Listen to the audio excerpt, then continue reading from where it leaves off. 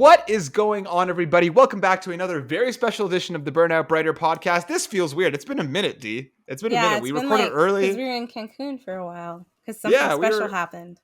Yeah, we were down in Mexico hanging out, but now we're back. I could see you again. What happened, Matt? What happened? I'm going to get to that. Hold up. Wait, I have to get through. I want to get through the introductions properly before we talk about got a stuff. spiel. Okay. Yeah, I got a spiel. Hold on. Anyways, this is episode 119. Thank you so much for tuning in. You can catch us on all of your YouTube and podcast services all around the globe. But this week, we are joined once again by developer extraordinaire, genuinely one of the nicest and most humble people in this entire industry who deserves all the success in the world. One of my favorite guests, but don't tell everybody that. We have Mr. Derrick Fields from Waking Oni Games. Thanks for joining us, man. Oh, how do I say hi after all of that? Thank you. Thank you very much for the warm welcome. I'm happy to be here and chat with both of you again. Yeah, we're was super it stoked only to have us you back. last time? Or was Darren here? No, just us. Oh, wow. Yeah. We keep bringing the guest that Darren's not on for back when Darren's not here. Well, hopefully next time Darren will be here. He's been on a bit of a hiatus because of school stuff, but hopefully we'll have him back soon. But so anyways, we're going to be talking about a whole bunch of stuff. But before we get into it, Derrick, if somebody somehow missed your last episode or doesn't know who you are, give us the overarching spiel. Absolutely. So yes, and I guess the overarching spiel might have updated a little bit, but I am a game developer. I'm a Black queer game developer who is also a parent, who is also an assistant professor of instruction, all these types of things. But yes, I am an indie developer. I love creating games. My goal is to create games that center historically marginalized folks in anime inspired media and, build games that are great for the family and palatable for adults. So, that's my thing. Most recently, I, in part with the assistant professor thing, I recently became an assistant professor of instruction over at Northwestern University. So I now teach 3D modeling and game design to many students, and it has been a blast. Derrick, do you ever slow down? Do you ever slow down? We also, first off, happy belated birthday, and second off, massively happy and a massive congratulations to the birth of your daughter. You're now a dad. How's all that feeling? How are all the feelings, all the emotions? So, I am now a biological parent. I've already been a step parent, but now coming in from day one is an entirely new experience, and so. To circle back on what you said about ever slowing down, I guess adding another human to my family is probably not indicative of ever slowing down. Nope. None of that is happening here. Do you sleep much? Do you have time? Trying, but okay. That's been the latest adaptation is when do we find an opportunity to get some rest. I would say a lot of that my sleep schedule pales in comparison to my partner's sleep schedule because of the fact that we are nursing and we're trying to integrate bottle feeding that leaves our daughter Zayla really reliant on my partner. And so where I try to provide the most meaningful amount of support is coming through on every diaper change. That means getting shat on a record basis, and then everything else in between from like consoling, parenting. Exactly. So it's a balance. The scales are teetering in every direction at all times. See, that's something that makes me very, very nervous because my partner and I seem to be very well balanced. I can handle things like puke and blood, no problem. But when it comes to poo, I have like a very visceral reaction. And like I'm trying with the dog as well and stuff too, just to like, get a little bit closer to it than I need to sometimes. It's gonna be like, I know this is coming someday. It's coming. I need to get used to the shit. Yeah. Do you get used to the shit, Derrick? Please tell me you get used to the shit. Oh, I'm used to it. I'm plenty used to it. Okay. And also, having... I think I relate in the same way where it doesn't bother me all that much. But wow, it can be, let's say, astonishing at times, both in quantity and frequency. So we'll place that succinct statement there. I think that is the kindest way you could have possibly said that, and the most eloquent as well. It was very eloquent. Congratulations nonetheless on all of the major life changes that you've had happen. We're very, very happy for you and your partner. Thank you. And also for, teaching more and stuff now. That's amazing. So congrats to you. We're so happy to have you back. Let's get into it. Look, Destiny. I'm going to let Matt finish. I'm going to let him finish. Mm-hmm. But first, I just want Matt to take a moment to talk about himself and the occasion that happened for him before he moves to me, because I have not done shit since we came back. So, please, Matt, tell everybody. Yeah. I got married. That was the thing that happened. Destiny and a crew of my closest family and friends were kind enough to fly down to Mexico to hang out with us for a week. It was okay. So the wedding day itself was wonderful and fantastic. We had great weather. Everything went really, really well. My wife surprised me on a couple different occasions. One of which was including my best friend in the first look. He got dressed in a massive pink dress and he put on a veil and he snuck up behind me for the first look. I turned around expecting to see my wonderful wife, and instead I saw him, which, you know what, I was very happy about. Obviously, A, because it was hilarious, but B, I was like starting to well up. Like the anticipation was killing me. I was like, I'm gonna cry when I see her. And she was like, if this motherfucker cries, she's like, I have to break him before he cries, because if he cries, I'm gonna cry before we even get to the ceremony. So she set that up, and it worked out very, very well. It was a good laugh. But yeah, that the day itself, we got a lot of dancing and a lot of drinks that night. Destiny kept trying to run away from the dance floor. She never succeeded for very long, because we always roped her back in. High, and so, on life? No, on edibles, which is legal here, so I can say that. I know. So yeah, I had like 3. Before I came. Yeah, just 3. I'm not going to tell you how many milligrams, because that doesn't even matter. Yeah, sure. Yeah. You know, like 100. No. I had like 3. No, it was fun. It was fun. Getting there was tenacious. But like once we got there, it was a lot of fun. And it was a really beautiful ceremony. And Matt, being the person he is, played the Pokemon theme song during the reception, and everybody knew it. You completely forgot. I forgot. Yeah. And I was like, you know what? This is definitely a gamer's wedding. And like everybody's like singing it. It was fun. It was fun. Yeah, I was also very stoked about my Spider-Man cake topper, which I had to fight harder than I thought it was. And then once we got it, it was super dope. So we were very happy with it. Exciting! Yes. Right? I know.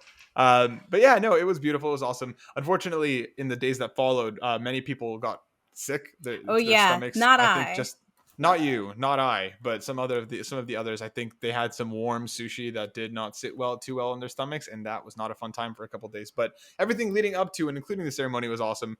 And some of us were totally fine the next few days, but some people did go down a little bit hard. But they've all recovered. They're all good. Everybody's okay. We made it back safely, COVID-free. There's no issues. So everybody's back safe and sound. I'm very, very happy, very, very grateful, and very lucky for everyone who came down to celebrate with Senna and I, and we're very, very grateful. Destiny, it was amazing to finally see you in person for the first time in Lord knows how long. Yeah, no. I know your parents were like, where are you during the day? Because I am not a sit out at the beach in the sun and bake type of person, so I would just be in the hotel room, like ordering room service and watching Netflix.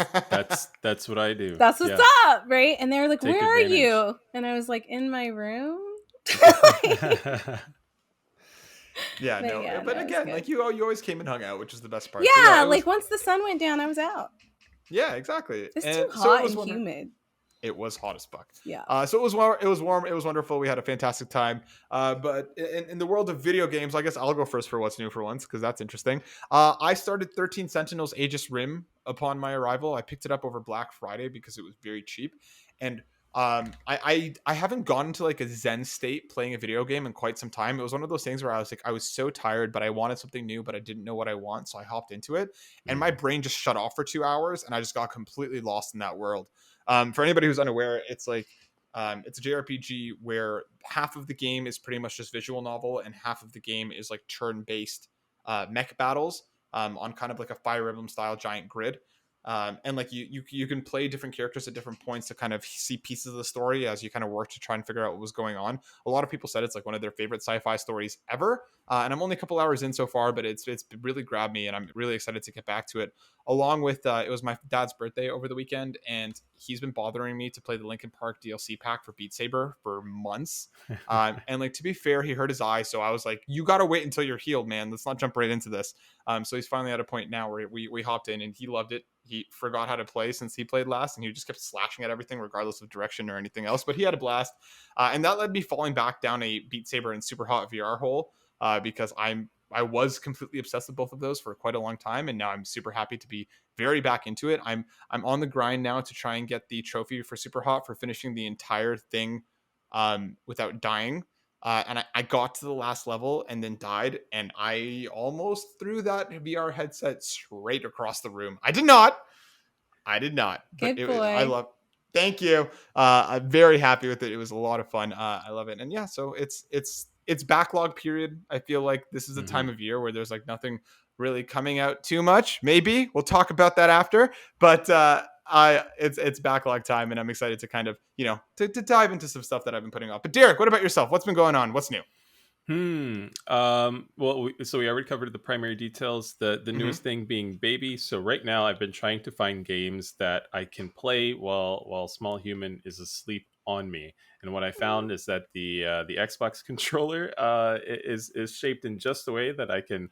She will lie on my chest, and I can like rest it just right at her butt, and just like hold everything together like So this. cute. So I'm like leaned back. That is But amazing. I've been seeking games that are kind of low impact, low reaction, so that I'm not jostling a small sleeping human on me, and so I decided to take the opportunity and go back to play Star Wars: Knights of the Old Republic after being my entire fall and winter has been me just fully immersing myself in all of the High Republic content.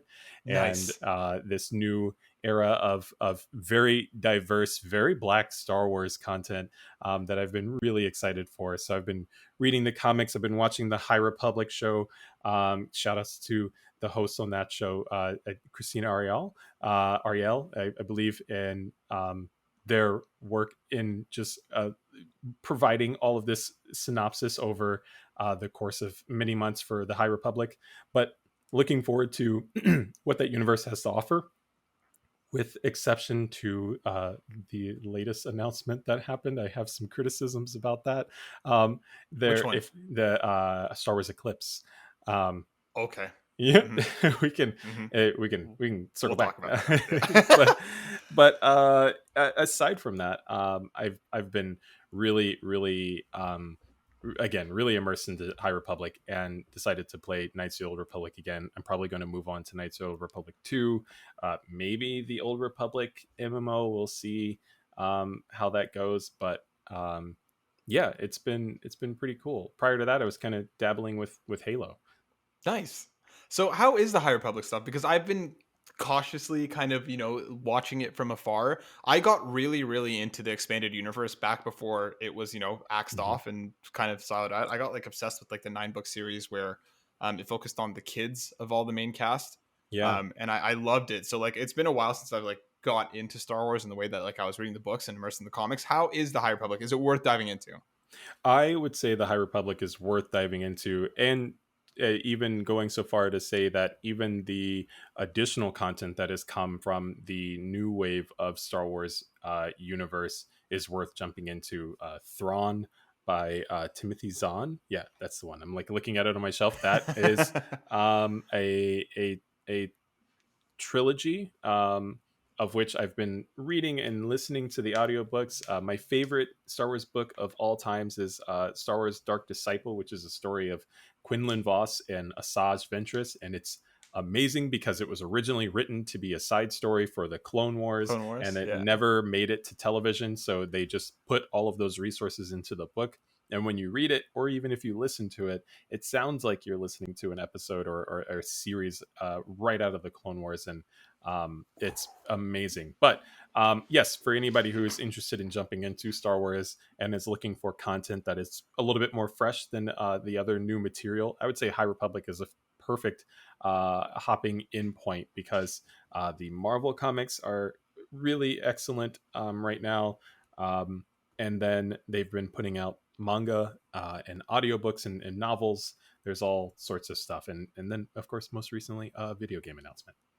Nice. We'll get to that after. But cool. Well, I'm glad that you found something that can encapsulate the feeling of being a new father. And I love the description of the Xbox controller on the baby butt. I think that's absolutely adorable, and I'm glad that's working for you. 0 to 3 months, perfectly shaped. Just perfect. We even got the timestamp. Wonderful. Destiny, what about you? What's been going on? What's new? Not much. I've been watching the last season of Van Helsing, which is absolute garbage, but I must finish it because I started it, so I got to finish it. And I've been thinking, and I know you're going to be like, what comics? And I don't know, but I was talking to someone about, they were telling me about some comics that they think I should pick up based on the art style, because I really liked it. And I'll tell you, I knew you were going to ask, and I'll tell you next week, because I don't remember what they were Fair. called. Other than that, just working a lot and being tired, and hopefully soon, possibly starting an internship at a developer for narrative game design, because you guys know that I really wanted to do that. So we will see what happens with that. So that's all that's been really going on. I haven't been playing any games because I just think my brain has been kind of fried, and I haven't been able to like really concentrate. So I've been just a very lazy watching weird things on YouTube, like syphilis in the Victorian age, which is not at all where I thought you were going to go with that. This stuff is so interesting. I'm not saying it's not, but that never in a million years, you could have given me 100,000 guesses, and I never would have landed on syphilis in the Victorian age for what you were watching on YouTube. Yeah, it was crazy back then. It was crazy. I can only guess. Yeah, no, those people were disgusting. So I have a question for you then, Dee. Yeah. Are you excited for season 2 of The Witcher this week? Because apparently the reviews are fantastic, and I knew they were going to be fantastic. I'm just saying, are you excited about it? I'm excited, but like, I just really wish, like at this point in time, and you guys, I nitpick at things like the bologna sandwiches. Have you seen Arcane? Have you watched Arcane? Working through it. Like okay, so you've watching. What episode are you on? We've time jumped. Like okay. Yeah, everybody aged up a little bit, and I think that was the last episode I watched. Okay, so obviously you've seen the first episode, so you know. There's a certain part like, where are you at? Instead of just saying, "Did you watch the first episode?" You're like, "Where are you at?" I wanted to see. Like, shut up, Matt. It's me. It's not your turn. It's my turn. Okay, I let you do your whole spiel. Anyways, so in the first episode, right, and like. Do you remember the part with the bologna sandwiches just sitting on the important document when they go into the room at the very beginning, and she just picks it up and starts eating one? They're just randomly placed like paperweights. No. He doesn't remember. Well, that's the normal responses to that is not the normal response, because that's such a weird thing. That's such a weird. You know what? I mean, you're right. It's bologna sandwiches in the League of Legends universe would seem. I don't know if it was technically bologna. It could have been salami. Whatever it was, there were just some sandwiches. But this was the scientist. Yes. Was that in the lab? Yeah. Mm-hmm. You didn't think that was strange? I thought it was messy. Thank you. I wouldn't do that. Yeah, especially around stuff that can explode. Anyways, okay, I'm sorry. I guess I'm the only one leaving sandwiches all over the place, but I mean, whatever. I know you're not. Cinna would not let you do that. Anyways, moving on. Man, I forgot what I was going to say because I got off on that Arcane thing. Oh yeah, Witcher. Okay, so like I like nitpick at weird things. I really don't like the contacts that they use in the show. Like, they look so bad, and it like throws me off because it's a main part of like how he looks, but it looks unnatural in a very shitty way where I'm like, you guys have the budget to make this look good, and it looks like contacts, and it bothers me that it looks like he's wearing contacts. And that's it. That's fair. That's my only like little big, and I don't like Yennefer. Yeah, that bitch could go jump in a fire. Yeah, I'm very excited for it. I think Yen is fine. I think she was a little interesting at points in the first season, but apparently the second season is enough to getting fantastic reviews. So I'm excited for it. Derek, did you watch the first season of The Witcher? Are you excited for what's upcoming this week? I did, and I was going to say, Yennefer jumping into a fire seems on brand for what she might be capable of. So I Yeah, don't that's know if that true. would That probably wouldn't harm. end her life. Yeah, but I'm I'll think she's about it. I'll she is figure something out. she's leapt into some pretty terrible circumstances Mhm. to come out as the individual that she is. I am pleasantly surprised to find out that season 2 is coming this week. I have been out of the loop on news, and so this is cool. I'm looking forward to it.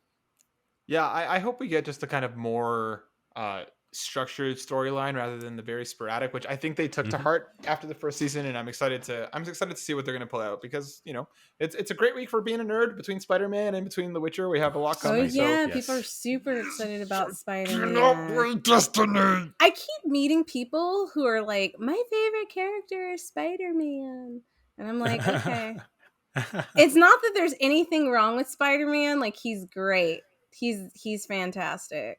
I'll just stop there. Thank you, thank you. I do have a lot of love for Spider-Man. I grew up with Peter Parker, but everything changed when Miles showed up. Thank So you. Mhm. that If was we're talking yeah, about Miles, I'm like all for it. yeah. And not Did just you be- did you what? did you two watch the Across the Spider-Verse teaser? That was Yes. an excellent Fucking trailer. so Yep. cool. Yep. I watched that trailer 3 times to pause at certain spots and do a little like, oh my gosh, there's like stylistic changes in the illustrative style Yeah. in the art direction, and I was wondering yeah. about that. I was wondering why they changed it because they Yeah. got such rave reviews on how it looked in the beginning. And it felt like they were like, well, let's like up our game. And I was like, that wasn't necessary. It already Well, looked really good to me. I would almost argue that maybe it's a stylistic change based on the universe that they leapt Yes. into. And Mhm. so the trailer begins where Okay. Miles and Gwen are in their normal universe, and everything is very much in the same art direction. And the moment that they are casted into this other environment, and Oh, I see what cool, you're yeah, saying. super Oh, buff, super buff Spider-Man 2099 shows up. Right? that's not what I Um, was talking about, Yeah. but I see what you're saying. I was talking Yeah. about the character design itself. Like, this, Got because it. I'm nitpicky, but I was like, his like hair was so like tightly coiled, and I just thought that was so nice. And then like they loosened up his hair, and I was like, for what? Like, his hair texture wouldn't have changed randomly just because Yeah. he's like a couple of years older. I'm like really weird and Yep. nitpick at different things. No, But okay. that's valid. Yeah. It did stand out to me. I think those as Black individuals, those types of things stand Yeah, I out. was just So like, why? yeah, Why are we loosening yeah. his curl pattern? Like, that's unnecessary. But that's kind of what I was talking about. But okay, wait, before we go on, what did you guys watch? Listen, I love Idris Elba, so I was super excited to see him as fucking Knuckles. Oh my god. Knuckles. That was delicious. That was excellent. Delicious. Knuckles was yep. Oh my god. And so like I know when we first saw Sonic, people were like kind of shitting on it and not wanting to see it. But like one of the things I really loved about that is that like they really listened and they went back and they redid Sonic because he was fucking creepy looking when they first came out with it, right? The teeth. They were It's just it was so weird. stale in my mind. We'll never forget that But moment. everybody else looks phenomenal. The only thing I'm like surprised about is that Dr. Robotnik is still not fat. Like I thought in this I thought something was going to happen to where he ate a bunch of shit on the island that he got stuck on or whatever, the mushroom island, and he was just going to kind of blow up. So I really want to see Jim Carrey in a fat suit. I don't know why. I want to see him like really embody that. But I was pretty excited about that too. So. Yeah, I'm amped. I thought it actually looked a lot of fun. I know Destiny back in the day when we watched the first one, you and I had a lot of fun with it, and I know Darren was being a big old sourpuss. Did you watch the original Sonic movie, Derek? Did you vibe with it? So this is kind of odd because I love Sonic and I haven't seen the first movie, and I've been waiting for an opportunity to see the first movie so that I can really go in for the second one, because everything about both now the films are look fantastic to me. The fact that Jim Carrey is Robotnik seems like an excellent choice, and I genuinely hope, in terms of how much they've listened to Sonic and the Sonic fans, that maybe Jim Carrey's Robotnik tampering with the Chaos Emeralds will lead him to some repercussions where he has some Yes. very disproportionate bodily outcomes, the super long legs and the I want to tiny- see him fat. I yeah, want to see him fat. but maybe it doesn't happen, maybe it does, but yeah, no, I haven't seen the first one. I'm very much overdue to watch it, but I am living for the cinematic representations of these characters. Tails Yeah. is here, Knuckles is He's here. so cute. You know, I it's a long-lived dream. I know I probably will never see Shadow in the film or You anything like that, might. or Big the Cat. That would be cool. Big the if cat. yeah, if anybody's a fan of old Sonic Adventure 1 and 2. Yes. But Absolutely. yeah, we'll see. We'll Pulling see. on my little child heartstrings. Right, I know. I hope that my biggest hope is that whether it's in the second one or hopefully in the third iteration of this movie, we go to Sonic's world. Yeah. I want to see us back there, not just in this human world. But regardless, I'm super happy with Knuckles. I think looks it's dope. leading up to that. I really do. I think it's leading up to that. I don't know how long we'd actually stay in that world because, like, you know, but I think it's Yeah. leading up to that. It would I hope it would so. be so great. It would be such a great move for film, because you know, one of the things that I am most critical of when it comes to bringing like sci-fi or fiction genres from games and other media to film is trying to humanize it, and when I say humanize it, not adding humanity, but adding humans into the Mhm. context of these conversations. And so, you know, one of those would be Predator. We don't have to do that. Predator can just go against other aliens, and that would be still an excellent film. And then Mhm. Sonic, you know, yes, Sonic Adventure, he's interacted with humans, that makes sense. But Sonic has his own, as you pointed out, his own universe to interact with, and all these other characters. Rouge is like, you know, out there hanging out somewhere. All Amy the with little her giant hammer. yeah, all the little chows. Amy, oh my gosh, yeah, Amy would have to precede Shadow by Mhm. all means. Yes. Like you can't just skip over Amy. And so I think I said Rouge. Rouge, Rouge, right. yeah. We knew I was what thinking, you I was like, meant. yeah. We knew I what was you like, meant. that sounds weird, but I don't Yeah. know why. My brain isn't functioning well enough to catch that properly. So I've got baby brain. It's just It's all good. So Yeah, no, really I- quickly, sorry, Matt, I'm cutting you off Go. again because it's still my turn. But all right. So one announcement that made me very, because I didn't really do anything, but I saw a lot of stuff. I was super excited. I know some people are probably going to hate me for this, but I don't care. That they canceled the second season of what was supposed to be Cowboy Bebop live action because it was garbage. Destiny has been like very vividly leading up, like living this lead up to that live action series, and she was overjoyed when that cancellation came through. it was the correct choice that Netflix Yes. made on that one. Yes, it was. I I felt bad for the actors because, like, I don't know Yeah. what they Yeah. thought. Like, they were like, you know, it was just, you know, it's like they were surprised, and I was like, I don't know why did you not see the final product? Yeah. But they Yeah. were like upset. Like, they've all like tweeted about it, and like I haven't seen anything from John Cho, but the other two, they've been like, yeah, you know, I can't believe, and I was like, I don't know why you couldn't believe it. Like, if you saw the anime, you knew that what you put out was like hot garbage. So they tried, okay, and I think that's Mhm. great, but like I think they need to stop trying. Especially with things that like aren't broken and don't really need to be. Like, Cowboy Bebop as an anime still holds up ridiculously well today. We do Yeah. not need you to make a live action of it. If you're going to do a live action of any kind of like anime, do one that's been turned into a game. Like, do Mega Man. You know what I mean? Like, that would be dope. Do Mega Man. But yeah, I'm Talk pretty about that. yeah, I know. I'm pretty excited that I didn't even bother watching it, but yeah, I celebrated a little Yeah. wine. It was great. Yeah. It was great. I feel like Derek is just living through this right now. He's like, there was so much damage done. But let's mosey on over into our main topic. We're going to be catching up with yourself, Derek. We want to know how are things been going. How are things going with Onsen Master? Let's start there. How's Onsen Master? What's going on? Right. on par with game development and all the unexpected outcomes. Onsen Master has been both a pleasant and then unpredictable development cycle. So Mm-hmm. I think the last time we were chatting, I was like, yeah, we are supposed to be releasing like this month, and that was supposed to be the goal. But Mm-hmm. we are in the middle of like, we're approaching the final stages of going through like the or soon to be going through the certification process, and so Mm-hmm. there's like all these checkpoints and things to mark down the list and to make sure that it is as watertight as possible before handing it off to other platforms to make sure that it's a-okay.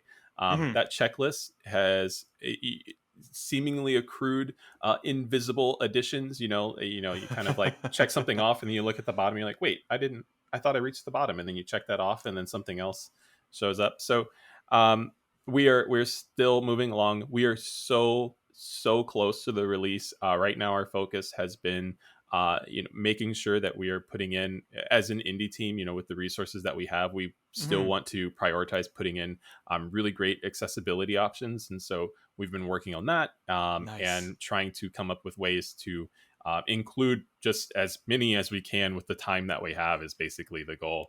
And so that's been top of our list. And then the other things have just been tightening up the gameplay, playing with additional game modes that we've not shared or talked about, and then Ew, adding in secrets. other little features. Yeah, adding in other little features to help kind of create like a nice, cute but robust gameplay experience, we hope. Ah, I can't wait for Onsen Master. It was so much, and like I had a blast playing the I demo. was So so bad at it. I was so bad at it. Like, I've never bathed in my life. I had no idea what was going on.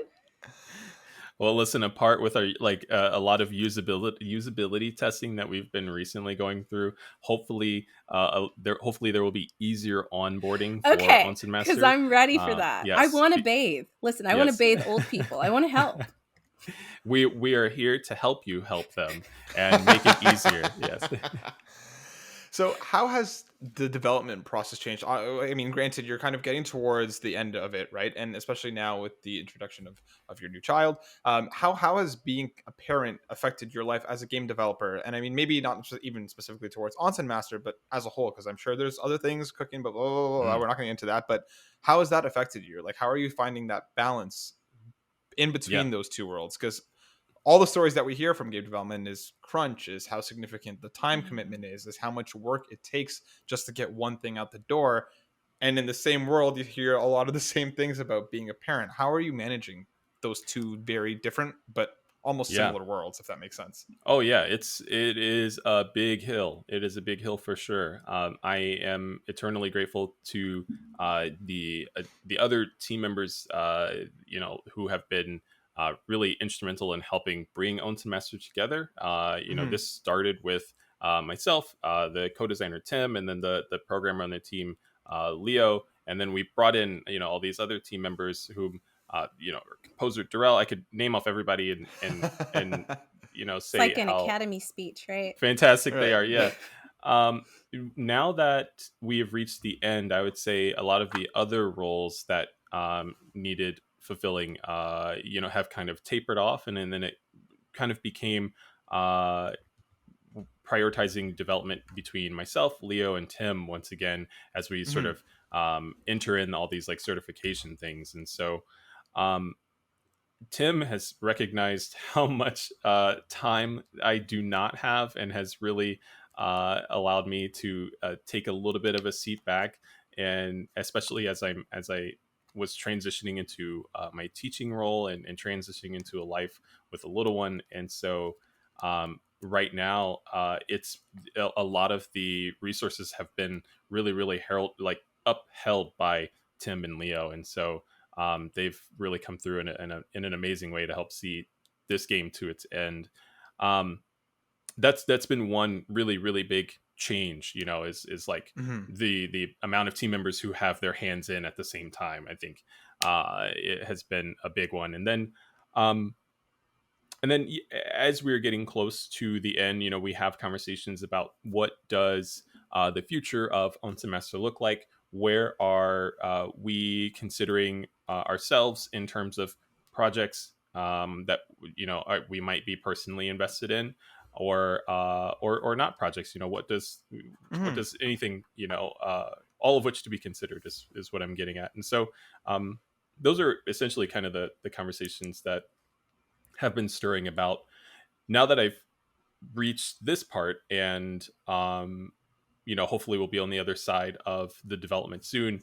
I'm really, really hitting the ground on trying to find resources to help leverage development for the next project, because I would really like to kind of roll into still creating other things and still building games that align with what we're after. So. Yeah, that must be like a hill. I think is such a great way to describe it, because like it seems like it's a massive challenge to kind of balance those worlds in a way that you feel like you're contributing equally to both sides, Mm-hmm. but at the same time, like how can you really do that? That support system sounds fantastic and so integral to the process. Oh yeah. So what are your kind of like what are your feelings going into the next project? Not to get into specifics, but like, is there anything looking back on Onsen Master and the kind of the process that led you here that you're like, I don't know if I'll be able to do things exactly the same way, or are you thinking about possibly focusing on more specific areas of development compared to what you were possibly able to do before? What's kind of next steps looking at you? And it just, again, not to get into specifics, but just Sure. How are you feeling going into the future? Onsen Master has provided each of us like so much indication in how we can, if we were given a clean slate to do a project over again, how we might leap into that with the knowledge that we have.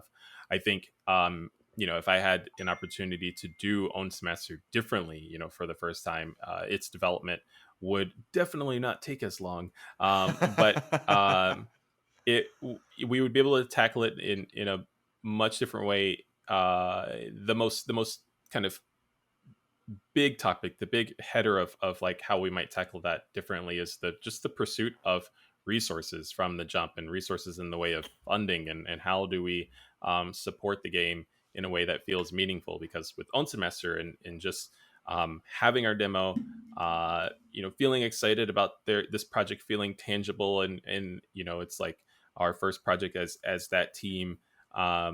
We raced straight to Kickstarter, and we got the funding that we asked for on Kickstarter. But was it the funding that was enough to support the development in its length? Oh, absolutely not. And would it have been possible at that time to anticipate the length of development, the financial needs that would have been required to get on the other side of that? I think we probably wouldn't have had the knowledge that we had now without going through Onsen Master. But for next projects, and kind of what I had mentioned is pursuing funding. I want to build a project that is not contingent on the deficit of anybody's personal time or anything like that, where even if somebody is heavily invested in the project and wanting to say like, oh, I really do want to work this on in my free time and work at it on the weekends and all of these types of things, I want to ensure that every single person on the team can be paid for that time that can go into that. Onsen Master was a passion project for me, and so I was able to tell myself that thing and say, I just want to use my spare time and use my spare time, and that ends up becoming a deficit because you keep repeating that to yourself. I have to set that standard and set that bar for myself as well, and say, no, if I want to work on a next project, I want to be able to pay myself. I want to be able to pay absolutely. everybody that's involved, and not use my own personal passion as my own motivator for being able to continue to pursue and like work on things, because I just don't have the time to be able to do that. I have to prioritize a family and all of those types of things. And so I can't stress enough that, again, at the start of Onsen Master was exactly that. It was a passion project that, we were working on, and we were just like, yeah, we're out of work. We're using our free time. But now, in the age that we are, I'm like, let's never do that again. Let's, even if you really want to, I'm going to tell you no. So that's what came out of that. And that's how I would like to move forward. That makes sense. No, go ahead, Dee. Okay. Thank you, Matt. So I was gonna say, I think that makes sense, especially when it's your first project. Like all there is that passion to get it Hmm. done, right? And just from working for like indie game companies to being on this podcast to um, doing other things, it is really hard to know that you need to pay yourself like actual physical money, and not just let because I really want this to be made Hmm. what keeps you motivated. And it's a learning process, right? Yeah. So your next game that you make, like you're taking all these things that you've learned, like the ups and downs, and you're able to put them into play so that the next time it's easier. And even with this next game that will come up, there'll be things that you learn about that. I mean, it's a continual learning process, but Yep. I think you said it really well. Like you explained all of it really well for anybody who's out there who wants to create a game. At some point, it needs to stop being just about passion, and you need to pay yourself, Yes. because then you get burned out. And a lot of times I think because people get burned out, they end up taking on other jobs, and when they take on other jobs they don't have time to work on their projects, and then it just gets shelved, right?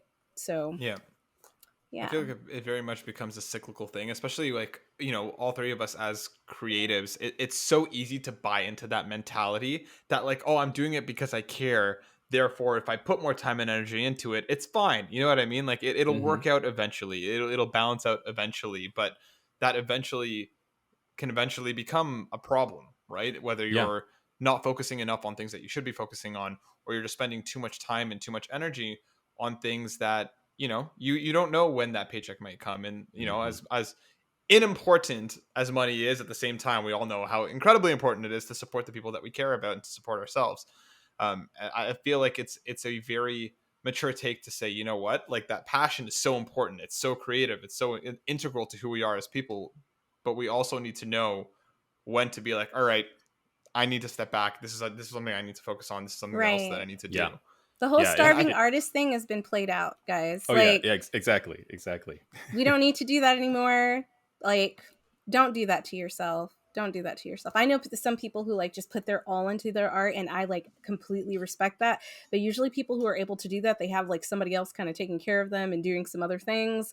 um if you don't have that, if you don't have someone supporting you, or you don't have like a Patreon, like it's okay to realize that like you might have to take a step back Hmm. mhm. so that you can't, because it's unhealthy, really, right? Like when you think about it, and like that really will mess up your creativity if you're so stressed about not making money because you want to focus on making this project. So I think we really need to take that into account, because that's the way that we've kind of groomed artists to feel like you should starve for your art if you really want it. Oh yeah. Yeah. It's been And it's both kind of bullshit. creatives of all type have been romanticized that they have to go through some sort of uh, debilitating experience in order to Yes. come out as a refined creator. And I think there's uh, too much in media that has catered to that. Yeah. And yeah, even I would go so far back to say, in the earliest stages of having big dreams of being a game developer, that initial movie, Indie Game the movie, which really did a kind of contribute to some of that romanticism of like painful hours to become passionate. And uh you know I looked at that film and I went, wow, I'm gonna do that. And I'm thinking back, like I can't believe I could say that, to look at a film and Mhm. go, wow, look at all the look at all the like mental health and wellness deficit that they have placed themselves in. And then me come out of that film and go, that was so inspiring, I'm going to do the exact same thing. um that's terrible. We need to stop doing that. That's because you walk away with just the ending, right? You walk away with like, Hmm. well, they Exactly. accomplished it, Right. And so like Hmm. you think like, well, I should be, if I really like this, then I should be willing to do the same thing so I can get to that same point. And the reality is that it's not like that for everybody. It's a little different Yeah. for everybody. And like people Mhm. need to take that into account for themselves. If you're not a person who wants to live out of their car and eat like little CC's pizza every day, don't do that. Don't do that to Hmm. yourself, because you won't be happy. Yep. And Yep. I feel like there's always kind of time and space to make things work, regardless of your situation. Like, even if you have to get a part-time job to support yourself, like I have some like friends of friends who are desperate, who desperately want to break into the movie industry and like as writers and stuff, and they've gone to the point where they're just like, I will do nothing but write. I will not get a job. I will not do anything, but I will write, write, write, write, write. And that's all well and good, but like it becomes a point where they lean on everyone around them to the point where it almost becomes debilitating. And if it's this like kind of horse blinder effect where you're so focused on this one thing that you can't see anything outside of it. And like both of you have mentioned, it's become so romanticized, this idea that like, I think Destiny, the way that you said it, like you only focus on the ending of that movie. Because Derek, I Yeah. have that, like I was that same way, right? It's also like built into anime. It's also built into this, like so much of the culture and the geek kind of sides that we kind of take from, of this idea that you have to struggle in order to Oh my be, god. you know what I mean? Mm. Like you have to be able to stand up amongst all The of the worst crap to for be it able to. is fucking Naruto. I'm Hmm. sorry. I Yeah. am sorry. This man nearly dies every 3 episodes. Yep. And then like And he again, just keeps going and people are like, "Yeah, yeah." And then like they want to be like that. I know that sounds incredibly dumb, but like you have children watching this and they want to be like that. And then they think like, well, like I got to struggle and like, or they start looking like negatively onto themselves. As I know for me, I thought for a while like, after listening to some of my teachers and like advisors, and they were like, yeah, I lived out of my car. Or, okay, for example, Jim Carrey moved to Hollywood with just his car, and he was like super broke, and he wrote himself a check for $1 million. And he's like, once I make $1 million, I'm a cash it, right? And he got there. That's great. But mhm. how many actors have moved to Hollywood with the same kind of fucking idea, and we still don't even know who they are? Hmm. So that's what I think. I think like what you said, Matt, and what you said, Derek, we need to stop romanticizing the idea that struggle is the only way to get to where you want to be. Like you may struggle a little bit, but you shouldn't have to die for it. You shouldn't be like going through the depths of despair to Yep. create something. Yeah. Wouldn't it be excellent if our shonen and shoujo shows taught children great, healthy relationships and self preservation in terms of Yes. like overworking ourselves? Yes. That would be excellent. That would be wonderful. And you know what, Derek, that's something that I respect about you a lot, even going into, let's move over into the teaching sphere for a sec, because like, Destiny and I have both been teachers before, and you do it on a much different level. But it's like, it's so, I wish I had a teacher like you growing up, you know what I mean? With somebody who's able to impart not just knowledge, but also an empathy and a kindness in the way that they do it, because those teachers are the ones that are really hard to kind of come across. So like that's something that I was also kind of wondering about, working in that field, working with the youth to kind of help Mm, build these ideas up in a fundamental way from the jump. How do you go about doing that? Like how do you help support them in a way that they can understand, I can learn about these things, yeah. I can learn how to get good at this stuff, but I also need to learn how to take care of myself. Yeah.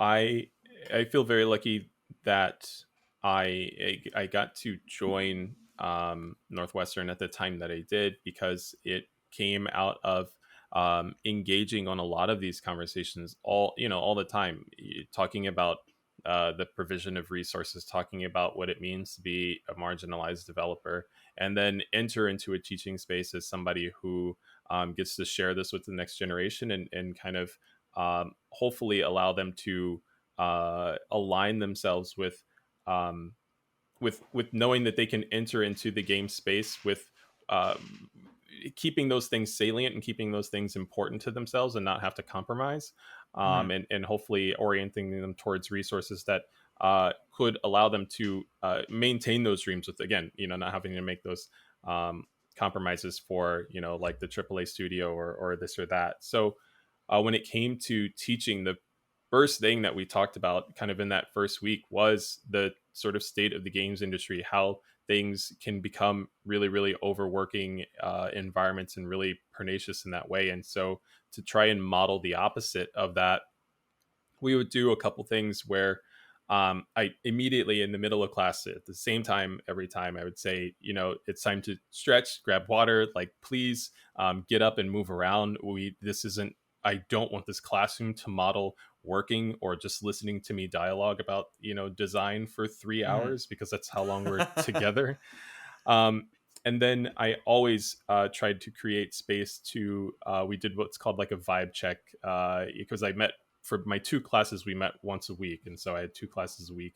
And I would generally enter and go, what's like a general vibe check? I know we're coming out from the weekend. I know that your lives don't leave at the door. You're bringing your lives with you into the classroom. And so whatever has impacted you throughout the week, that doesn't go away. And, it's important to be empathetic about those sorts of circumstances. And so, if you're having a shit week, like, just let me know, and we can take it easy, at the pace that you need. And so the classroom, as far as like 3D modeling and game design, both were intended to be more so collaborative environments where, yes, I do have some of the cards in understanding how to use these softwares. And yes, we do acknowledge the bit of like the hierarchical relationship between student and teachers, but I still tried to massage that out into kind of an even space, because when it comes to games, and when it comes to indie games in particular, any one of these students could take the knowledge that they have and then hopefully step into creating content that's meaningful for themselves, or begin collaborating with each other, effectively making us colleagues almost right away. And so I wanted to give each other that, or hopefully create a space that said, you could be creating games right now. We could be working together right now, and kind of, again, even out that sort of hierarchical student teacher relationship. And so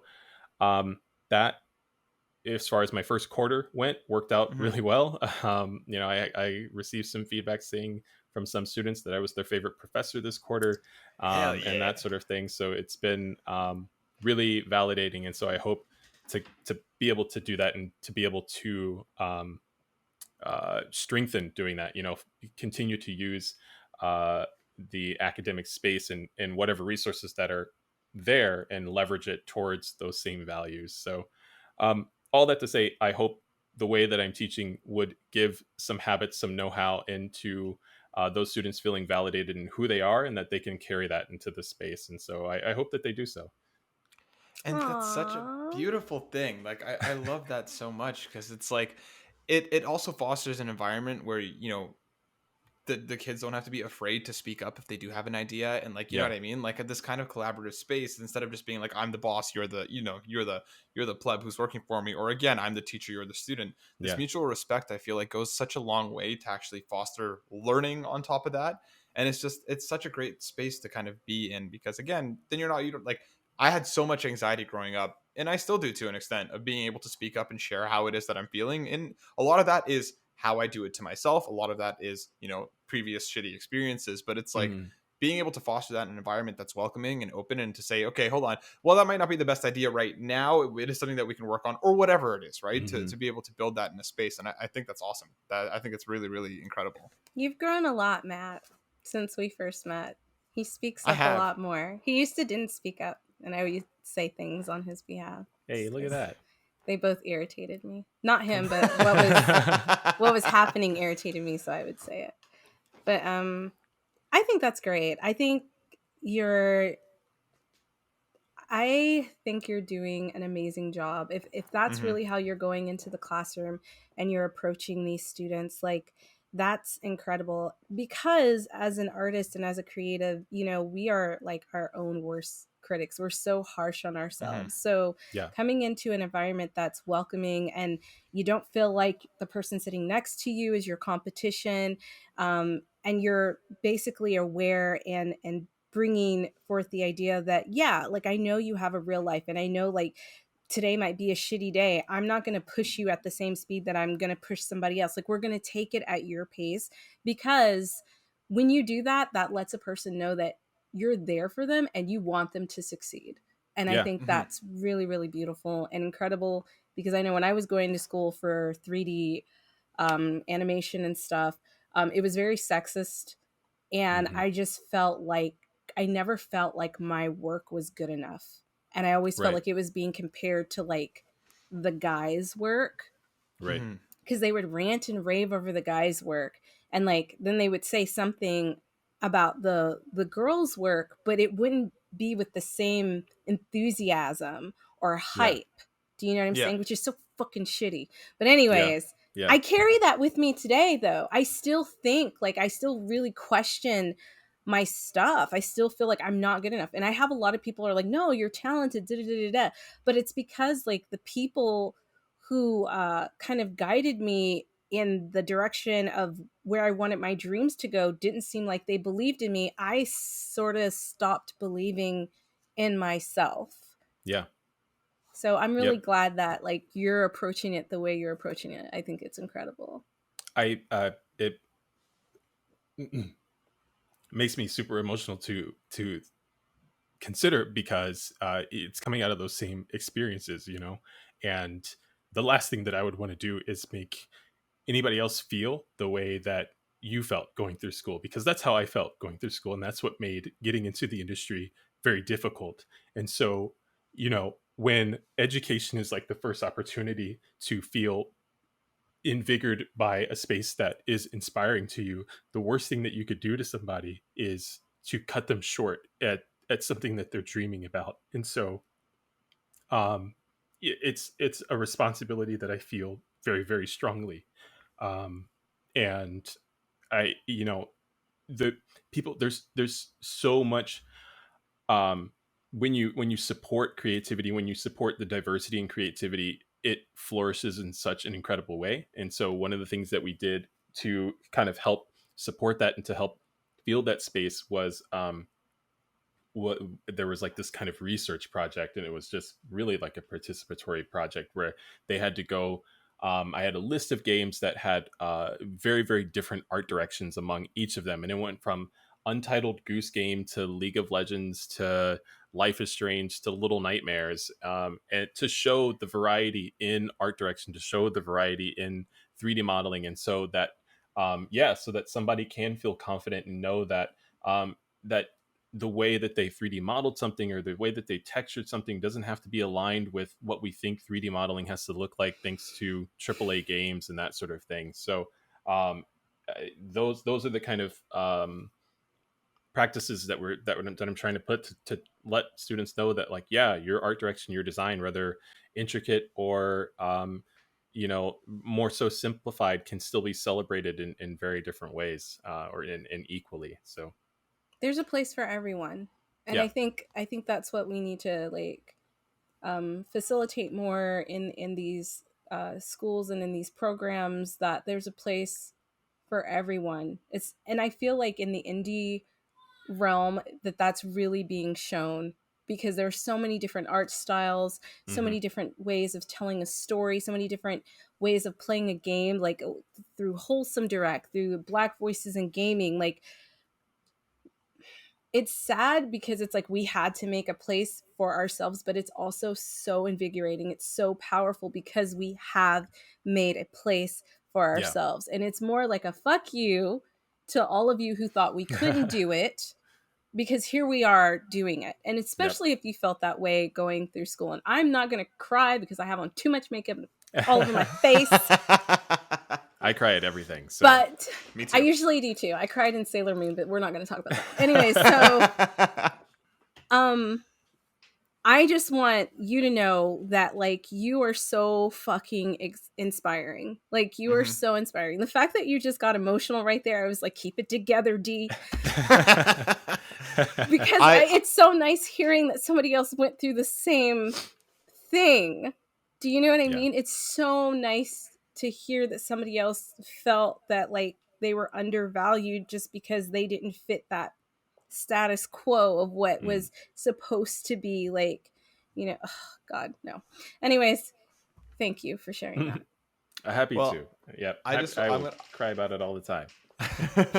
I'll hop on this to say that I am very, very thankful for having you both in my life. Destiny, the work that we do and have done and continue to do together is something that I'll forever be proud of. And Derrick, you honestly, ever since we met for the first time, ever since we saw you, you know, on the mix and on Black Voices of Gaming, there was this feeling of just good fucking lord, I can listen to this guy talk all day about anything he so can possibly wants to talk eloquent, about. right? He's so Seriously, but eloquent. like, You could talk about eating a bowl of cereal, and I'd be like, Yeah, really? Ooh, can you we? can talk I'll about talk about bologna sandwiches. I'll talk about like honey bunches and all Oh, that. that's some good cereal. Honey Yeah. Bunches of But- Oats is good.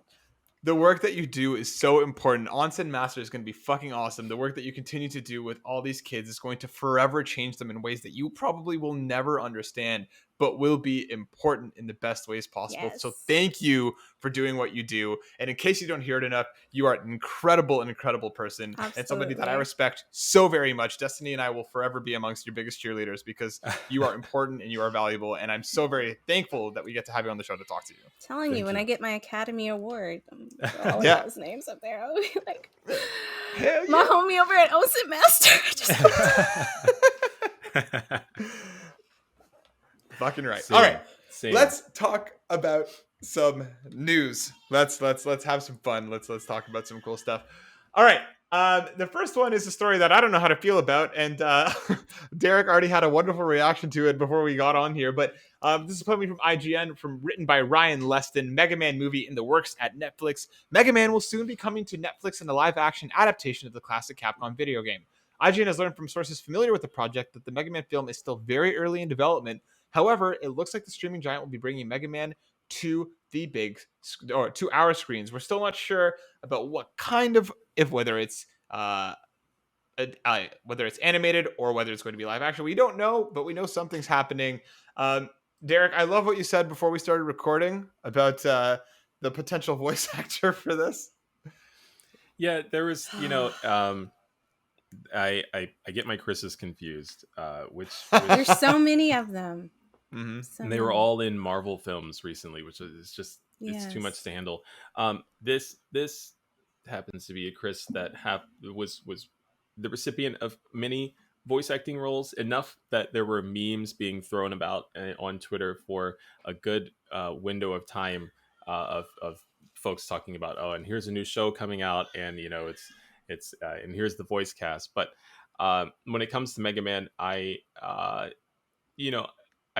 as far as games to television, anime to television, I set my expectations very low and just wait to see if I'm going to be That's pleasantly what you gotta surprised. do. Yeah, Because Mhm. they're You know. all kind of like shitty. I don't Mhm. want Netflix to keep doing it. I feel like Netflix is very good at making certain types of movies and series, and this Mhm. is not it. Yeah, Like- that's a great way to say it. It's like when back in the cable television days, if you went to the Lifetime channel, you knew what you were going to get there. Yes. And when you go to Netflix, you know what you're going to get. So yeah, you're absolutely right. Yeah. Yeah, if Chris Pratt somehow ends up voicing Mega Oh Man, my I swear god, to I'm God, gonna be so mad. I'm gonna be so mad. I really hope that this is an adaptation of Battle Network more so than Ooh. just the OG Mega Man, just because I feel like the Battle Network lore is a lot deeper and it's a lot more interesting than old guy makes robot to fight bad guys. Don't hate on that, all right? Because I'm a huge Astro Boy fan and a huge No. Mega Man fan, and that's basically the lore, and it is dope. I'm just saying Battle Network is better. Okay. I'm just saying it's better. Yeah, but I love Battle Network. For me, I have a very soft spot in my heart for it, so I would love to see that come into whatever this is going to be in some way, shape, or form. But I guess we shall see whatever this ends up being when it is formally announced, and until then we can wait for that One Piece adaptation instead. I think if it's animated, it might not be so bad. I just wanted to throw that out there. If it's animated or 3D animated, like I would be on par with that, but I don't want them to do any live action. Nothing. Yeah, exactly that. Because there are some great animated anime films. Castlevania Castlevania, so good. Mm-hmm. And even the Arcane? CG ones. There's also Saint Seiya is on there, which was like animated. Dragon Quest is animated and on there, and they look fantastic. I can't speak to the storyline. I haven't watched Dragon Quest, but they look incredible. So Minecraft was one. I cried. Yeah, I legit cried. Yeah, Minecraft? It was a while ago. It was they had it like story mode, right? Story mode, right? Oh, so you could like play it and like pick it. Yeah. Let me just tell you something, guys. I went back and did it all over again because I thought I made a mistake that did something at the end that I thought I could change and I couldn't. And I sat there and cried. Okay, I know you are. You guys gonna play it? I don't know. I'm spoiling it. I don't fucking care. Listen, just stop listening if you want. The pig dies, and I fucking lost my shit. I lost my shit. I thought, I was like, what did I do? Wait a minute, we gotta play it again. But you can't change it. You can't change it. They kill off the cutest character. Guys, I'm tearing up right now just thinking about that cute little pig who dies. Destiny, you can't do that. You can't do that. You can't do that, but you're 2 for 2 on this podcast for saying shit I just was never, ever going to expect between syphilis in the 1400s or whatever it was, and then getting so emotional about the pig. Just again, because I had no idea where you were going with the spoilers. Literally, I know you would cry, Matt, because I'm not saying I you wouldn't. Would bawl. Yeah. I'm not saying I wouldn't, but I wasn't expecting I cried because the pig died when we're talking about Minecraft story mode. It just wasn't in the realm of possibility in my mind. I don't know what I thought. All right. It's not right. Okay, that's not right. The only way I want Mega Man live action is if they're going to style it after the NES cover of the horribly buff and very weird Mega Man. Then I'll take a live action Mega Man just because of whatever the hell that's going to come out of that. Like all a right. B movie? Yeah, exactly. Get stupid with it, and I'm there. Okay. Moving on to our next story, written by Ed Nightingale over at Eurogamer. PlayStation 5 console covers coming early next year. Sony will release a new line of colored accessories for the PS5 next year, including controllers and console covers. The existing DualSense controllers in Midnight Black and Cosmic Red will be joined by Nova Pink, Starlight Blue, and Galactic Purple, along with console covers in all 5 colors, meaning you can now have a completely black PS5 should you wish. The controllers will be standard price. The plates are going to be $55.99 USD or $69.99 Canadian. Yup. Why? So just to give a bit of clarification, the D brand ones initially when they came out were similarly priced and are now more expensive. Just because I'm sure that they're not allowed to do it. But that's the pricing. I'm personally very excited about the purple and the blue plates. I think they look awesome along with the black ones. I just want to kind of put one on each side and just kind of move out the colors randomly as I go. Idea. Along with, I want that blue controller. I want that fucking controller so bad. Destiny, did you get to take a look at the different colors for what we're getting for the PS5? What do you think? I did. And blue is like one of my favorite colors. But can I just say, I wish they would go in the realm that Xbox is going in when it comes to customizing like their controllers and shit like that. Like the design lab. I'm just like, yes, I'm over it. They make so much money already. I'm just over it. Mm-hmm. Fair, totally fair. And that's the thing. Like I'm like looking at this price being like 70 fucking Canadian dollars. That's so expensive. God damn it, I'm gonna buy one. They're gonna get me, and I know they're gonna get me. But Derek, how are you feeling about this? And what I want to know from you too is, do you think that there's a potential road? Do you think this is a sign of them hopefully doing some specialized plates down the line for different game tie-ins or shit, or do you think they're gonna keep that to like the special edition shit? I think if we look back on PlayStation, they don't do that often. PlayStation has they're really true to their aesthetic, and customization is something that they hardly offer to their fan base as much as we talk about it. Xbox definitely has definitely pulled their marketing towards a long time ago with the 360 faceplates. And, back in the day, it was, make it yours. And I sure as hell did. Hell yeah. When it comes to PlayStation, I was furious that the console came in white.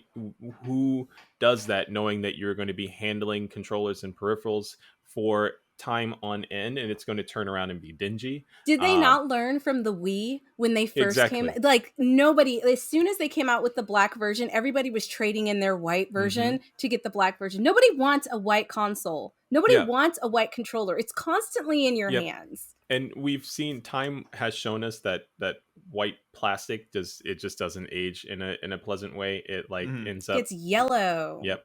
So that said, Matt, I am reminded of the cost for the DS brand case, because in my impatience for there not being a PlayStation console in black already, I was like, you better give me that case. I am going to do everything I can to get it. And so when I got a PS5, I got the DS brand case right away, and then the black controller came out and everything was right in the world. My Absolutely. my console looks It it's looks like it should have indistinguishable. looked. Yes, Yes. from these others. But now there's pink, and I am I a did big say fan of that as Uh-huh. well. And yeah, the cosmic red, the pink, all of these are really great hues of just pink, purple, and blue. It's a hard call. I think your goal of kind of switching out plates and controller themes would be a really great go-to. So Yeah. yeah.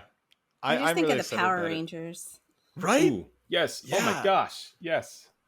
Hell yeah. Kimberly was the best. Kimberly was the best Pink Ranger. Okay. But also, like, I really want them to just also start doing more customizable shit. Like, I'd love to get like Spider-Man plates or Persona That plates. would be Like, dope. I want some special edition shit, and I hope they're not just going to be like, but you have to buy the special edition console for it. Just let me fucking pay for the plates. 'Cause, like, you would think that's what was part of it.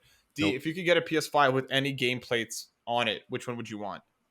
Okay, so what I was going to say is I think I would get black only because I really do feel like people are going to start customizing plates and making Mhm. them look super sick, right? Mhm. So I think I would get black just because you see my aesthetic is mostly black Mhm. and I want things to match. So I think I would get black. I love blue, but then I'd feel like I'd need other blue things in my room and I don't have anything else blue. in my BMO!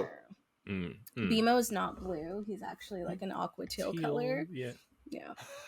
That's the same for me. Anyways, let's move on to our next story, one that I know Destiny's very excited about. This is coming from comicbook.com, written by Tyler Fisher. Bully 2 is reportedly real and may be revealed soon. According to a new report, Bully 2 is real, not canceled, and may be revealed by Rockstar Games soon. The Bully 2 rumor mill is Thank back you. with a new report, and this time it comes with the way of a very credible source. Talking to Twitter, industry insider and leaker Tom Henderson relayed word that Rockstar Games came close to revealing the long-awaited, long-rumored sequel at the Game Awards last week. Adding to this, Henderson claims some people have seen some material of the game, indicating a reveal is imminent. And some of that may have been a playable version of the game. Destiny, I personally have no affinity towards Bully. I've never played the original one, but I know this You makes you should very happy. Play it, Matt. How does Bully 2 make you feel, and what do you want to see from Bully 2? I mean, like, if you go back and listen to like old episodes, I have been touting that I think that they should like give fucking GTA a break and they Mhm. need to come out with the sequel to Bully. It's so good. I just Matt, if you don't play it, just go watch somebody play it. It's incredible. Like, when I think about narrative game design, I think of Bully being one of the first games that had really, really good just chemistry between all the characters and the narrative. Like, it pulls you in. So I'm super excited. I want to see what they're going to do. I want to know if it's going to be like a sequel to like that character, or like if they're just going to pick up somewhere else, because it took place in like the 50s, the 40s and the 50s, the game actually, like the time era. So Mhm. I'm curious. And also I'm also a little worried because I know that like we do have this whole thing on anti-bullying and stuff, which I think is a very positive thing, but Mhm. it's grown so much since the first one came out. So I'm wondering True. how they're going to handle that in this game, because with cyberbullying and like just little children and like teenagers committing suicide over some of this stuff, I wonder if they're going to address that in this new game, right? Mhm. So Interesting. I'm really curious. I'm really excited, but I am curious on how they're going to present that and how people are going to react to it. Yeah. Good point. Derek, what about yourself? Are you a big Bully fan? Any hopes for the sequel? I generally enjoy some of the narrative experiences within Rockstar Games. I played a lot of the original Red Dead, played to every achievement unlock the Undead Nightmare content Nice. in Red Dead, and yes, a big fan of Bully. Most of my memories are nestled within the older PS2 GTA games, and like Mhm. Vice City, San Andreas, and so on. So yeah, I'm curious, because when you consider the sort of track record of or not GTA, Rockstar narrative, they hmm, it's I don't think I'm trying to think something that's kind of like synonymous. Is like they don't pull any punches. They may or may not take criticism of a certain time in terms of like the topics that we might be discussing in a contemporary way. They might just present it and be like, this is the period in the way of like an HBO show Yeah. would just kind of True. give you what is real, rather that real information be positive or negative. And I think it would be fantastic for a Rockstar narrative to kind of take those some of those really prominent, those salient topics that are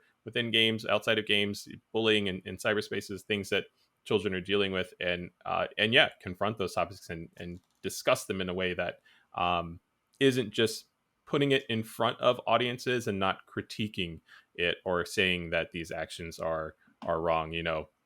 Going the HBO route, a lot of the times they just I think classic HBO was kind of the excuse of, oh, we're just going to put it here. We know it's wrong, but we're HBO. And Yeah. I would hate for Rockstar to kind of stick to some of their antiquated ways in that department. I'm really glad you brought that up, because I was going to say, Well I said. hope they do some research, because Mhm. I'm really tired of like the research that they do for like GTA being like Boys in the Hood. Yeah. And like every other, like, not that Spike Lee isn't great, and I know he didn't direct that movie, but like just like, please, like, Hmm. do some research. Because the whole stereotype of what this is supposed to be is just so surface level, and I feel like they have the ability, they've been making games long enough where they can dive under the surface of stereotypes and really get into the nitty-gritty of like these people Yeah. and their feelings. I mean, they have the ability, they have the power, they have the talent. They Oh, just yeah. need to use it. Yeah. Mhm. I believe Rockstar, if any studio has the resources, they could still be unapologetic about the conversations that are being put in front of audiences Absolutely. without being intentionally tongue-in-cheek about how they're Yes. being presented. Yeah, they tend to go for like a satirical route without really, in my opinion, sticking the landing that well. Yeah. Sometimes they go too far in one direction rather than being intelligently satirical. They're just kind of like, haha, dick and balls. This is the joke. That's all it Yes. is. Yep. Like that's just That's it's a very perfect. crude. It's a Yep. very crude, like, middle school boy type humor that I feel like they have an ability to be more than that. And I think you're both very right about that. Because we have seen it in moments, and we have seen it in side quests, and we have seen it in parts of their games. But I would love for them to tackle this in a way that isn't just, oh, it's this is the bully, but now it's the 70s, so we're going to get away with all the shit that we're talking about right now anyway, rather than them, approach it in a way that can have an actual conversation about the game rather than it just being you beat the shit out of some kids and that's all that it is. Right. But I guess we'll find out whether this is real or if anything's coming from it in due time. For our last story, we're going to be jumping into everything announced at the Game Awards. I'm going to be pulling from Games Radar, written by Connor Sheridan, Alyssa Mercant, Jordan Gerblick, and Austin Wood. So I'm going to do like a quick run through of some of the announcements, and then we'll kind of go around and pick something up. I know Derek already has feelings about one of these things, so I'm excited to dive into this. We got a whole bunch from Jeff Keighley's Game Awards. We got a release date for Tunic that'll be coming in March. We got the Texas Chainsaw Massacre game. We got some stuff from The Expanse is getting a Telltale series. What else we got? We had some more gameplay from Monster Hunter Rise Sunbreak, which is the new expansion. Thirsty Suitors is a new Annapurna game that looks absolutely hilarious. Have a Nice Death. We saw some more of that, along with Planet of Lana, which we saw back at the Xbox conference, which looks beautiful. Persona 4 Arena Ultimax is getting another port. And yes, I'm going to buy these fucking games again because I do it every goddamn time. And then we got some look from Hellblade 2. We got the Star Wars Eclipse reveal trailer made by fucking Quantic Dream.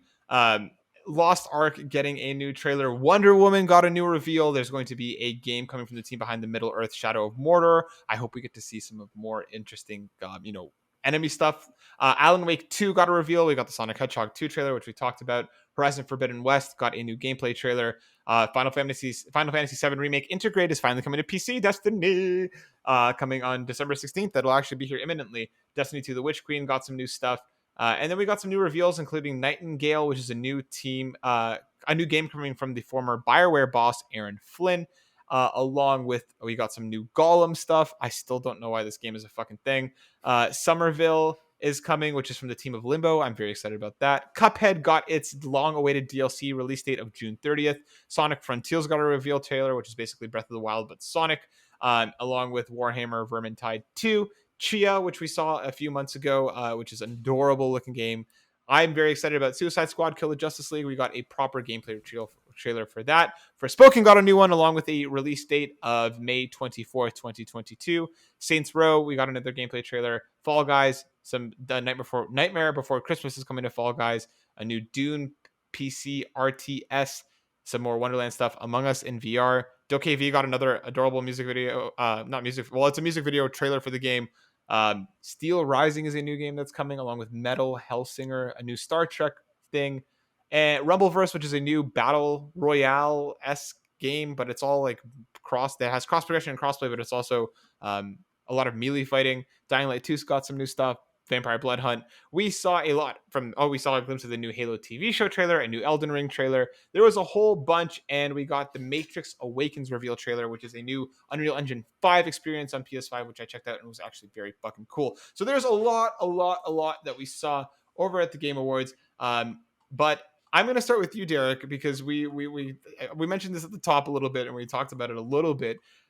Tell me about Star Wars Eclipse. Let me know where your feelings are at. What do you think about what we saw? Star Wars Eclipse, if I can. Okay. Star Wars Eclipse. It is as if the monkey's paw on a wish for a new Star Wars game closed all of its fingers into a tight fist and said, "You're going to get all the repercussions of this fucking wish." I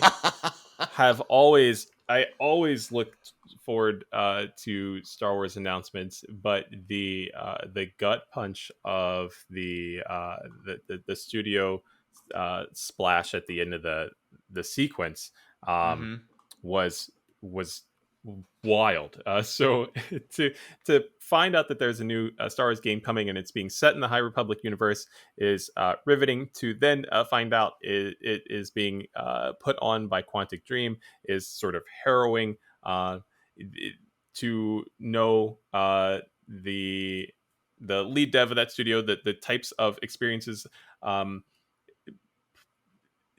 very prominent, very salient within the games industry about sexist, misogynist, work environments, and then the games that they're creating have not always been great as far as like its treatment towards women in narrative, and just narrative in general has been not so great from Quantic. So I move with a lot of trepidation because being in games means Quantic Dream isn't a studio by one person. There are individuals, both good and bad, having to work within this space. And so I am always going to champion the hard work of the individuals who who are working to put on a project like this. But I hope it doesn't again come at the detriment of their mental health and safety within the workspace to create a game that hopefully has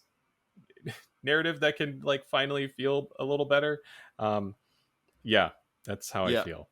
I think that's very well said. Like Quantic Dream for me is I feel a lot of the same feelings as you, Derek. The fact that like we heard way too many reports about their incredibly toxic work culture and the suffering that a lot of their developers went through at the hands of their leadership and also other developers in the studio. It sucks to see that they got away with absolutely no repercussions. There's been no changes. I can't remember the result of the lawsuit that they went after the news outlet that was reporting on it. The fact that they are now turning around and making a Star Wars game with seemingly no issues and no problems sucks.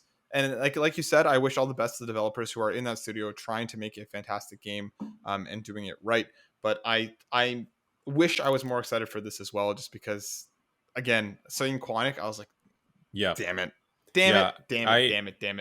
I unabashedly consume so much Star Wars. And this is one of those moments where including a game that is coming from this studio is a reminder to kind of zoom out and ask, what is the Game Awards really about? Are we celebrating the achievements of the individuals within games, or is it a show, or is it a marketing show? Is it one big commercial to share with you the upcoming achievements of other AAA studios that may or may not be treating its employees fairly. Let's look to Activision, and Yep. I think if I remember correctly, were Activision board members who were a part of the Game Awards, and so it's like I'm like, what is this space?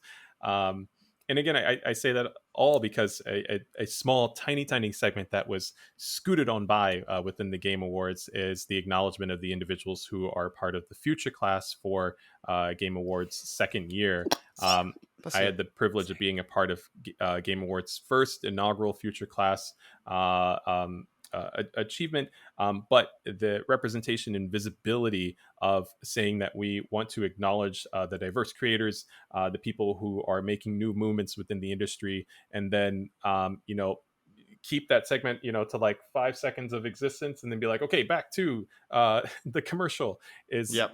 like, what message does that send? So yeah, Quantic Dream and Star Wars kind of really riled up all those other sentiments.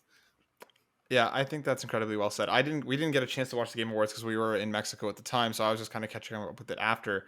But yeah, Jeff Keighley is kind of it's tough because I saw him doing an AMA, and that was one of the questions that were asked, like, are you going to be addressing Activision Blizzard and everything that's going on? Because for you to be the so-called champion of the games industry and not actually deal with the darker side of it, it feels very surface level in a way that you can't just ignore it and just wish it wasn't there. And for him to have the platform that he does, and I genuinely do think he does mean well, and I do think he's a good person who does want to use it, but I don't know if he feels, I don't know if it's too afraid or from scaring off sponsors or whatever else, but I do hope He's that too afraid. yeah. What do you Right? mean you don't know? He's too afraid. Otherwise, he would be speaking on it. True, because he got very passionate Yes. about Kojima's situation and not being able to be at the Game Awards, and he went and on an unabashedly passionate speech about that. But I'd love for him to actually start handling the situations, especially with next year's Game Awards. I hope we get to see him stand up a little more for the things that are genuinely important, rather than just here's another fun thing. I don't think he's gonna do it. I I don't think he's gonna do it. I think I agree. if he was gonna do Mhm. it, he would have already done it, because it's come to a head now. Mhm. Now is the time True. to talk about it. So that's really shitty.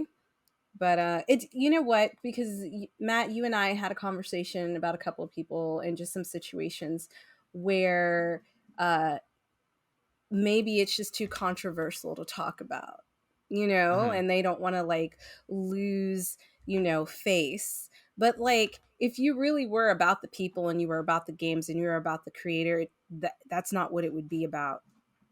Yeah. Like you It's would like this. say, standing up for what's right it should be easy. It should come easy to you. It Mhm. shouldn't, you know what I'm saying? So if you start putting money and sponsorships before what's right, just as, living in this world and our society and being a decent fucking human being, then yeah, we're not on the same team.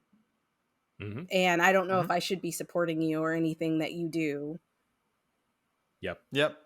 And it's hard because like you said, D, it comes to this point where it's just like the success that you have almost starts to feel more important, and like the fear of, once you have it, that fear of losing it becomes so paramount to some people that it just, nothing else starts to matter. And there's lip service and there'll be things said and there's support others, but at the same time I will support you from a distance, but I won't support you at my own expense if it's something that we Right. feel like Yeah. it's important, right? We've really talked about this because it's just come to our attention about some things, and so I just want to put that out there. Um if you're gonna support us from a distance, just don't bother fucking supporting us. And I Exactly. mean that from the bottom of my heart. If we're Mhm. too controversial because we're talking about things that need to be talked about, like racism, inclusion, sexism in the workplace, and you don't want us to talk about it, or you don't want to be a part of that discussion because maybe a certain company is sponsoring you, fuck off. Yep. Mm-hmm. And even still, given all the things we talked about, we still had a whole bunch of support, and there are companies who ride for us. So fuck yeah to to everyone who Yeah, stands with we're us. gonna And continue again, talking about it. exactly. And I hope I think you're both right. I don't think Keeley's will ever go to it in the way that he does. I hope he does. And I'm prepared to be wrong, but I hope that I am wrong. I would love for him to do it because he's a white cis male. Mm-hmm. And it's so much easier for you guys to get that platform to speak. Mm-hmm. It would just be great if he, and I mean, it's shitty as it is, but people will listen to a white man before they usually listen to anybody else. So like if you have that platform and you're a gamer and you're supposed to be down with us and you like talk about it. That should be one of the first things you address. And I know it's an award show, but like it's an award show about games, and the people who are turning in are gamers. The people who are turning in are developers. The people who are watching this are people who work within these companies. Like, it seems like a no-brainer. Well said. Well, let's cap it at that. Let's leave the Game Awards in the space where they belong for now, and let's hope for a brighter future. And if it's not them, then I hope somebody else will continue to champion it, because these are worthy causes and these are conversations that we need to be having, regardless of the time, space, or anything else. But that brings us to the end of the show. Derrick, before we go, can you hit us with your plugs? If they wanted to learn more about you and all your fantastic work, where could they find you? The best place to find me now, the Waking Oni Games Twitter account is a little quiet at the moment as we are wrapping up on development. If you want to see things that I'm personally invested in or talking about, I would also come with the caveat of saying I too have been a little bit quiet because of a baby. But my Twitter handle has shifted to it's now Derrick V Fields. So feel free to mingle with me on the internet and talk to me about games and game development. Yeah. Fuck yeah. Derrick, thank you once again for joining us. It is always the absolute most pleasure to have you on. And like Destiny and I came into this episode very tired. We've had a very long day at work, and I'm sure you can both empathize and sympathize with that. But talking to you just kind of reignites a little bit of a fire in me, and it's always such a pleasure. And I hope you come back and rock with us in the future, because you're fucking awesome and you're so important in the best way. Please do. It is always a yes to you when it comes to being on this show. I got to laugh and cry and all these things in between, so it's been excellent. Well, we can't wait to have you back on in the future. Everyone, thank you so much for tuning in. We will be back with some more Game of the Year stuff and a whole lot more coming into the end of the year. Matt, can I say something before you cut us off? Just really quickly, guys, I know we briefly talked about our mental health series that we're going to be working on. That is still in the works. Please keep your eyes peeled, because mental health is very important to us. And I'm just hoping that everybody has a safe and happy holiday. And what I'm going to ask Matt to do is, if you're feeling down, if you're feeling depressed, if you're feeling like you have no one to talk to, I'm going to ask Matt to drop down a link below with a phone number for crisis hotline, because I know this is a really hard time for everybody, and we've just been really busy with Matt's wedding and just everything else. We're still going to talk about it. But if you need someone to talk to immediately, we're going to put all that information down below. Do not hesitate to reach out. You can even reach out to us on our Twitter or whatever. Like, yeah, that's all I wanted to say. Well said, D. Yes, that series is still coming, and it will be coming very, very soon. Everyone, thank you so much for tuning in. It is always a pleasure. Derrick, it's always an honor. Thank you so much. Destiny, we'll continue to rock forever. Everyone, we'll see you on the next one. Bye. Peace out. Bye.